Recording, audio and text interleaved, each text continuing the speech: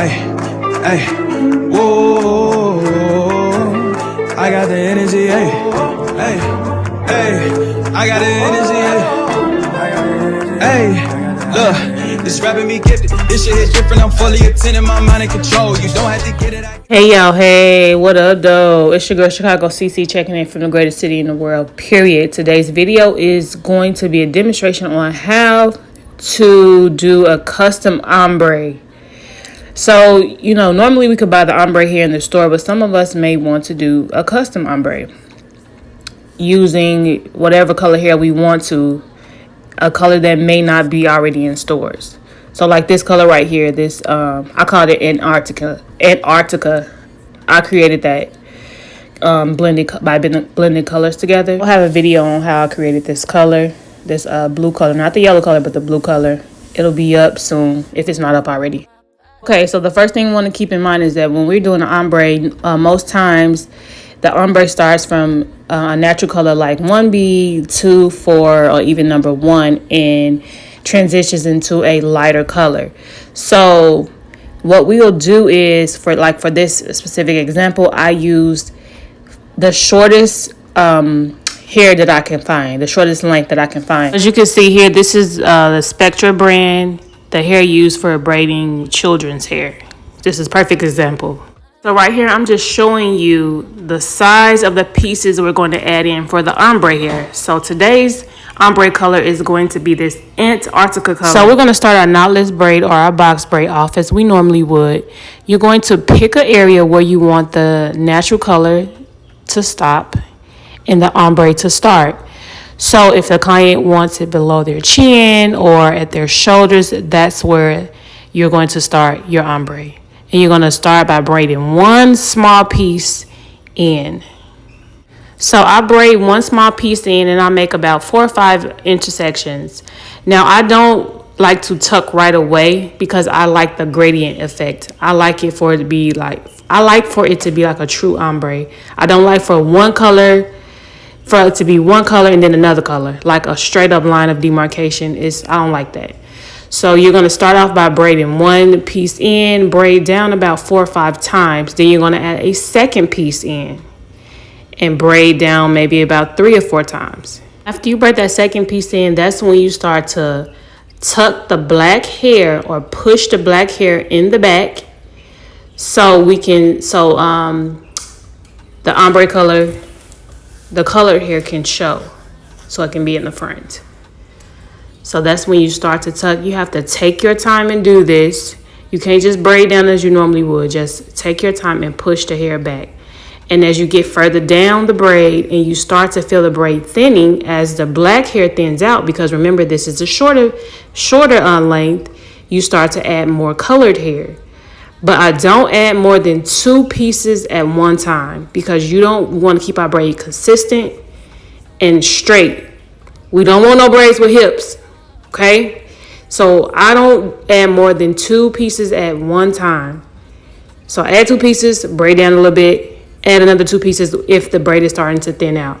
We don't want our braid to go from big to, from small to big. We're going to go from large to small, actually, because it feathers out at the ends. Y'all, just for clarity, we have started our knotless braid off with the shorter hair. So the hair that we use for children, we start the braid off with that short hair. And again, the pieces we're going to add in are going to be very small pieces, very small. Okay, guys, the hair that I normally use for knotless braids is Expression. So they have 32 inch, 42 inch, 52 inch, I think 62 and 72. So normally I use the 42 inch. So this colored hair is 42 inch, but I will warn you, it gets kind of long. Okay, so most clients who want ombre, I guess they will want like super long hair. But for the ones that don't, you probably will have to cut it, sis, or find another brand. I may have shorter lengths with like a large variety of colors. But Expressions, as far as like anything shorter than 42, I haven't seen many colors. So yeah, that's just a disclaimer. for your clients who may not want super long braids.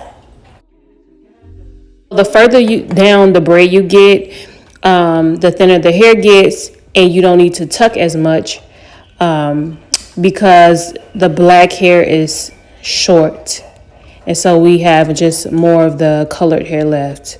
So you won't have to tuck as much, or you can start, you can braid as you normally would.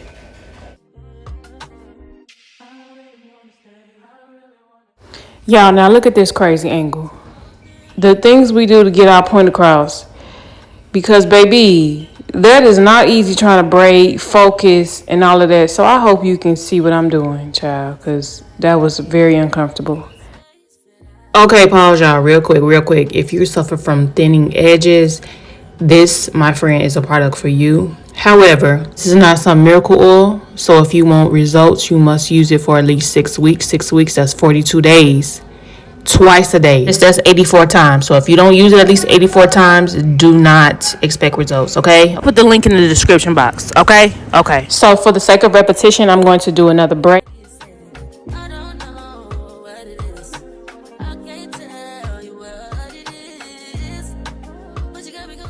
Okay, so braid down as you normally would. Look at the braid next to you and see where the ombre starts for that braid, and that's where you're going to start adding pieces in. Add the first piece, braid down 4 or 5 times. Add another piece, braid down maybe another 3 or 4 times, or as far as you want the gradient to extend. That's up to you. You're going to add 2 pieces of hair at a time, 2 small pieces. Then we're going to start to tuck. Start tucking as much as possible. Tuck the black hair behind the colored hair.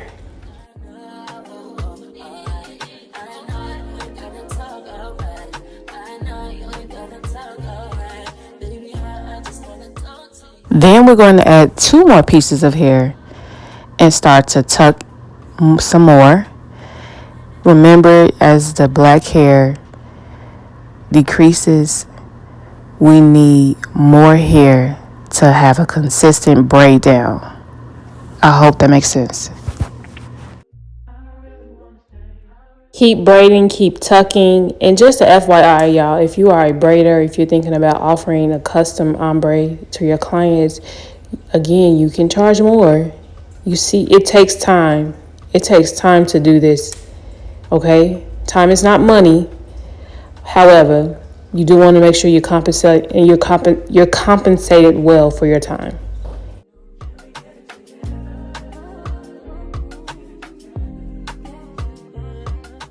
Just remember also to do your very best to try to keep your braids consistent. I know, sis, it's a lot. It's a lot trying to maintain the length, a consistent length, a consistent width, all while trying to tuck. It's a lot, okay? This is not for the weak, but the more you practice, the easier it'll become. And remember, when we get past that gradient phase, we want to tuck. This braid I'm on, I did not do such a good job tucking, but you want to tuck all the way to the very end, till the black is gone, even if it's a little piece, because you want it to be a nice, clean ombre.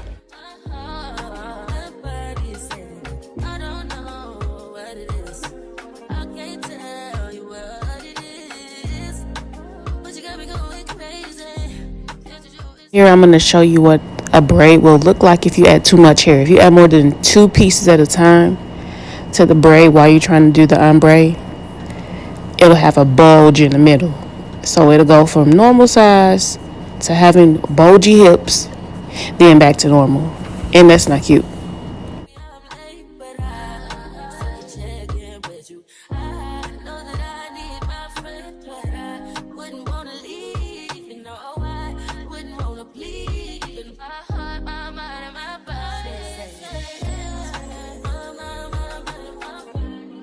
First of all, y'all, I want to apologize for this lighting in these next few clips. I have no idea what's going on. But anyway, you see how this braid, it's a slight difference. You have to really, look closely.